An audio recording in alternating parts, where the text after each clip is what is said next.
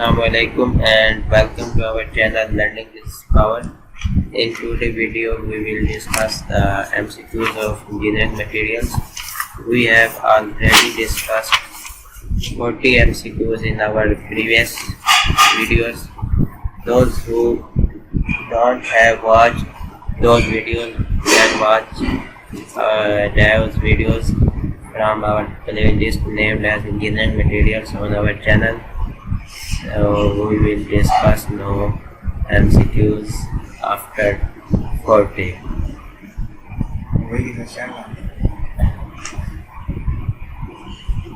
These all questions have been discussed in our previous videos. So simply we will come to question number 40, which is given as, here is question number 41. The sulfur in pig iron tends to make it. Pig iron में जो sulphur होता है वो हम क्यों इस्तेमाल करते हैं, यानी कि सल्फर की मौजूदगी पिग आयरन में पिग आयरन को इनमें से कौन सी प्रॉपर्टी देती है? वो हार्ड हो जाता है, सल्फर पिग आयरन में डालने से सॉफ्ट हो जाता है, डक्टाइल हो जाता है, या वो टफ हो जाता है। तो जब पिग आयरन में हम सल्फर डालते हैं तो सल्फर उसको पहले से पिग आयरन को क्या कर देता है? हार्ड कर देता है। So option A is our right one. Sulphur in pig iron makes it hard. Next question is pick up wrong statement about wrought iron. Wrought iron के बारे में हमने इन गिवन स्टेटमेंट्स में से रॉन्ग स्टेटमेंट फाइंड आउट कर लिया। पहली statement हमारे पास है it contains carbon in order of 0 to 0.25%। तो यस, रॉट आयरन में 0 से 0.25% के दरमियान एक कार्बन होती है। तो ये वाला क्वेश्चन हमारा ऑप्शन राइट है। नेक्स्ट है it melts at 1535 degree centigrade. ये भी राइट है क्योंकि रॉट आयरन का मेल्टिंग पॉइंट जो होता है वो 1535 डिग्री सेंटीग्रेड ही होता है। नेक्स्ट हमारे पास है it is soft and ductile. तो रॉट आयरन की ये प्रॉपर्टी होती है कि वो हार्ड नहीं होता है, सॉफ्ट होता है और डक्टाइल होता है, उसमें ब्रिटलनेस नहीं होती है। तो ये वाला पॉइंट भी सही है कि वो सॉफ्ट होता है और डक्टाइल होता है। नेक्स्ट हमारे पास है it can be easily forge welded, कि इसकी फोर्ज वेल्डिंग हम इजली कर सकते हैं। ये फोर्ज वेल्डिंग की टाइप है जिसमें हम मेटल को आपस में कंबाइन करते हैं by the action of heat. इसके आगे मुख्तलिफ टाइप्स होती हैं वेल्डिंग की, आर्क वेल्डिंग, फोर्ज वेल्डिंग, सब मड आर्क वेल्डिंग, जिस तरह ये फिर हम मैन्युफैक्चरिंग प्रोसेस के MCQ में वो देखेंगे। तो रॉट आयरन को हम फोर्ज वेल्ड कर सकते हैं, ये वाला ऑप्शन भी हमारा सही है।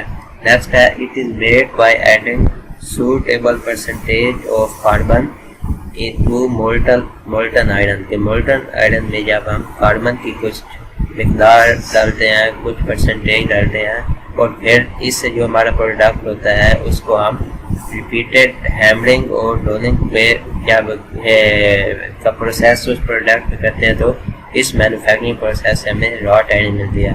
तो रॉट आयरन का मैन्युफैक्चरिंग प्रोसेस ये नहीं होता है। तो ये हमारा रॉन्ग स्टेटमेंट है रॉट आयरन के लिए। Option E is right for this question. It is made by adding suitable percentage of carbon to molten iron and subjecting the product to repeated hammering and rolling. This is our right option for a question which was what is wrong statement about wrought iron. So this is the wrong statement about wrought iron. Next question is iron क्या होता है? Paramagnetic होता है, ferromagnetic होता है, ferroelectric होता है या डाइइलेक्ट्रिक होता है?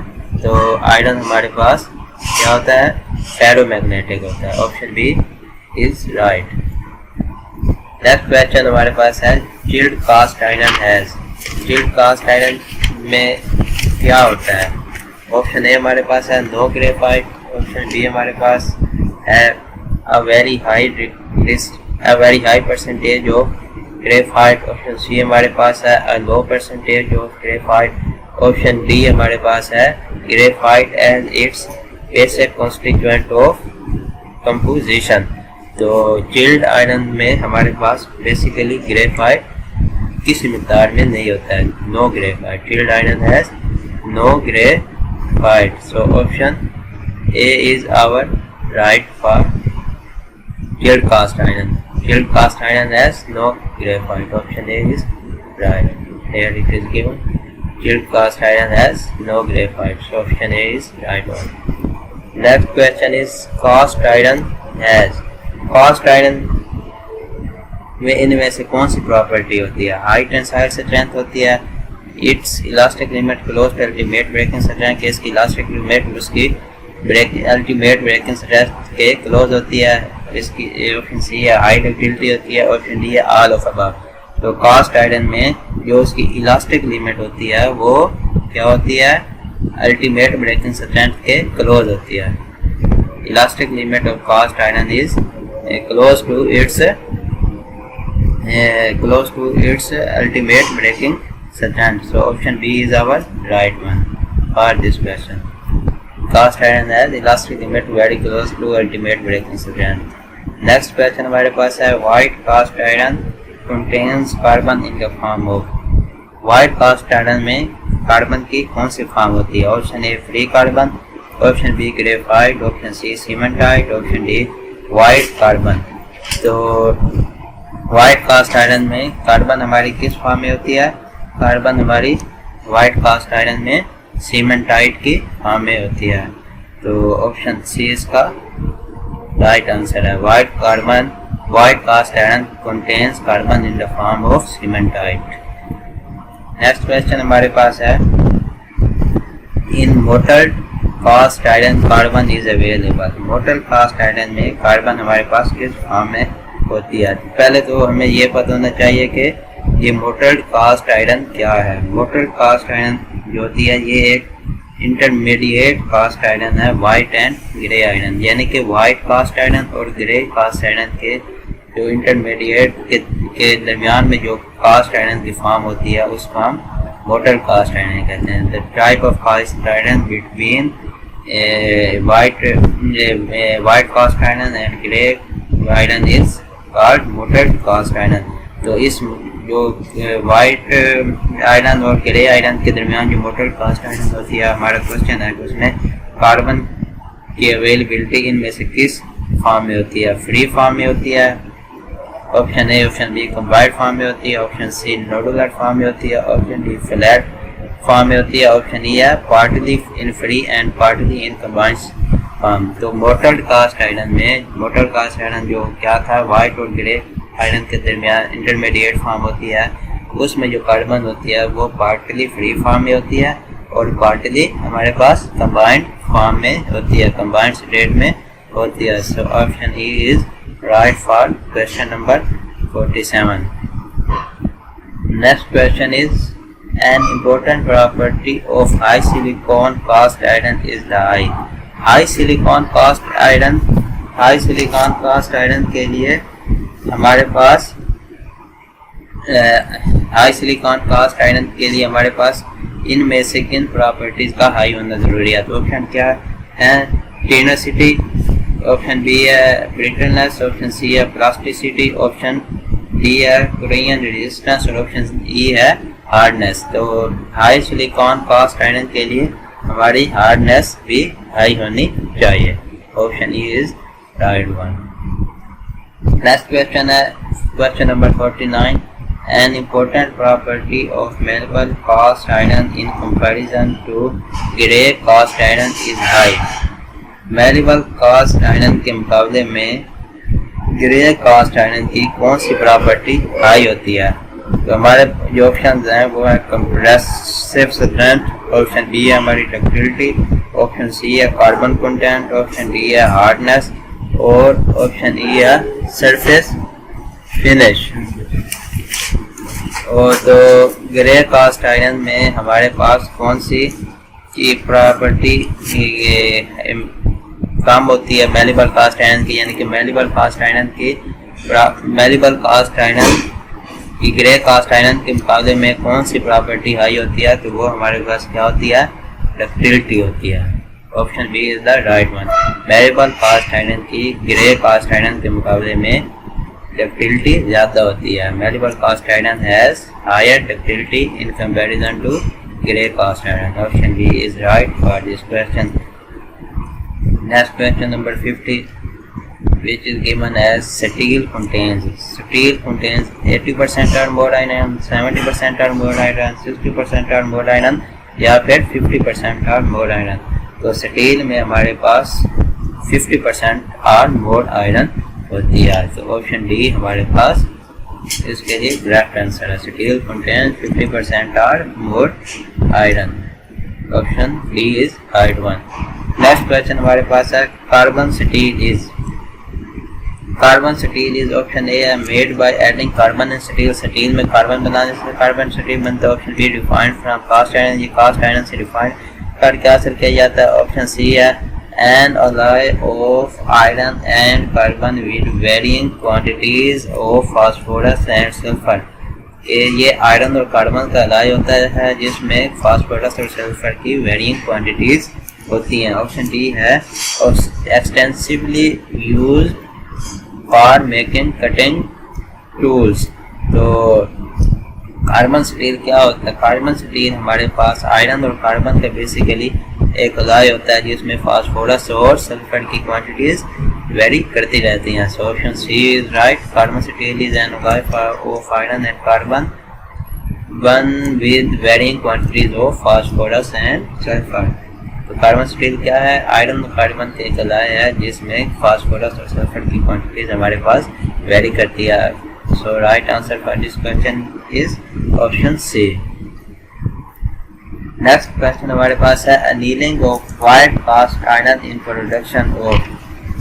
Annealing of white cast iron results in production of. जब हम वाइट कास्ट आयरन की अनीलिंग करते हैं तो उससे हमारे पास क्या चीज़ प्रोड्यूस होती है, यानी कि वाइट कास्ट आयरन के अनीलिंग से हमें किस टाइप की आयरन मिलेगी। दूसरे लफ्ज़ों में हम ये कह सकते हैं ऑप्शन ए है मेलेबल आयरन, ऑप्शन बी है नोडुलर आयरन, ऑप्शन सी है स्फेरॉइडल आयरन, ऑप्शन डी है ग्रे आयरन।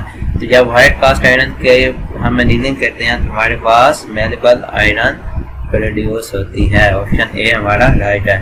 नेक्स्ट क्वेश्चन हमारे पास है killed steels are those steels. Killed steels are those steels. Option हमारे पास हैं which are destroyed by burning. Option A था। ऑप्शन बी है which after their destruction are recycle to produce fresh steel. जब उनकी डिस्ट्रक्शन होती है तो रिसाइकलिंग करके हम फ्रेश स्टील उनसे हासिल कर सकते हैं। ये ऑप्शन बी है। ऑप्शन सी है which are deoxidized in the ladle with silicon and aluminium. के लेडल में सिलिकॉन और एल्यूमिनियम के साथ इस टाइप ऑफ स्टील को हम डीऑक्सीडाइज कर सकते हैं। नेक्स्ट ऑप्शन हमारे पास है in which carbon is completely bond. के किल्ड स्टील में कार्बन को हम कम्प्लीटली बॉन्ड कर सकते हैं। तो किल्ड स्टील हमारी वो steel, killed steel basically steel की वो टाइप होती है जिसमें हम